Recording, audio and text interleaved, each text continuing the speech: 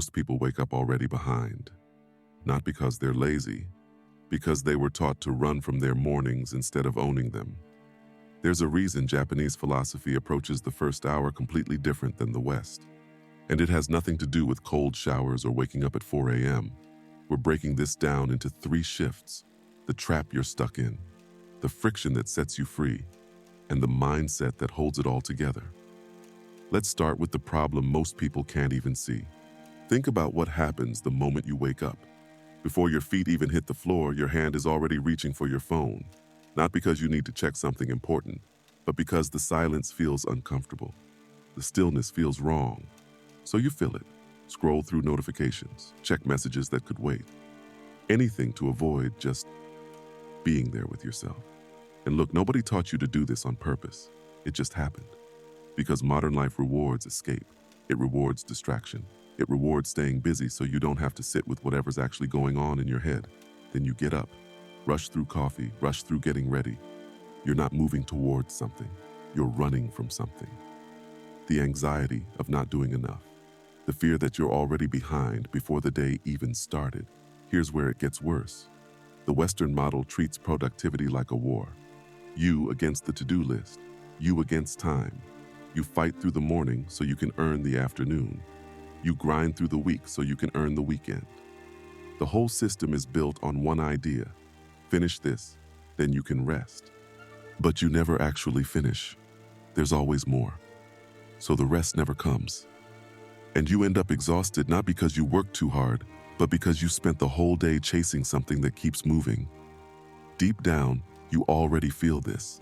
Something about how you start your mornings doesn't sit right. You're doing all the things you're supposed to do, but it still feels like you're losing. That's not a discipline problem. That's a design problem. You were handed a broken system and told to make it work. So, what's the alternative? It starts with a concept that most people either ignore or completely misunderstand. And honestly, it might sound strange at first, but stay with me here.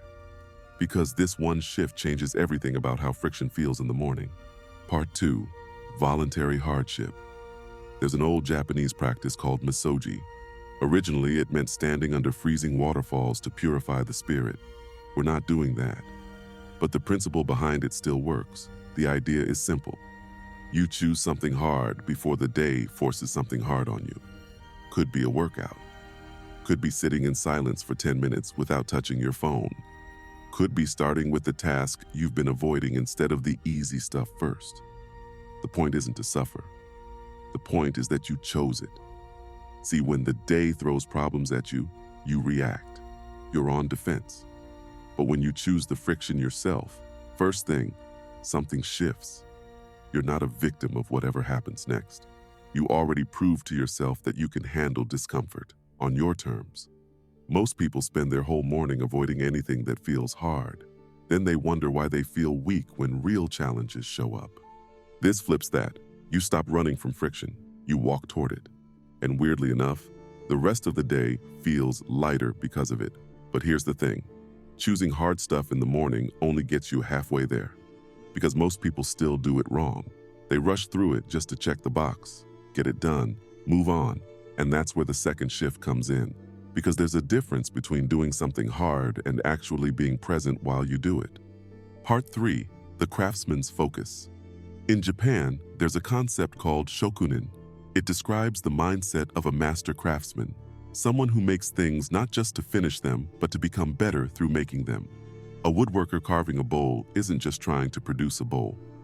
Every cut, every stroke, shapes him as much as it shapes the wood. The work changes the object, but it also changes the person doing it. Now apply that to your morning. When you make your bed, are you just getting it done? Or are you actually there, doing it like it matters?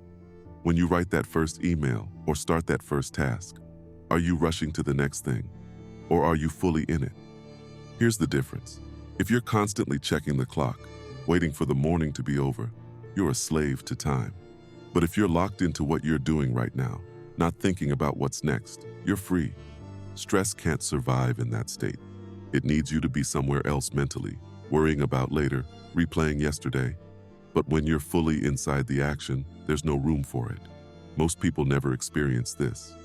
They're physically in the morning, but mentally already at lunch, already at the weekend, always somewhere else.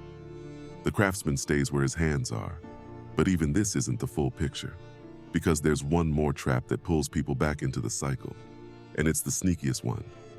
It's the belief that one day, all of this will be over. Part 4, the finish line. Here's the trap that gets almost everyone. You tell yourself, once I hit this income level, I'll relax. Once I finish this project, I'll take a break.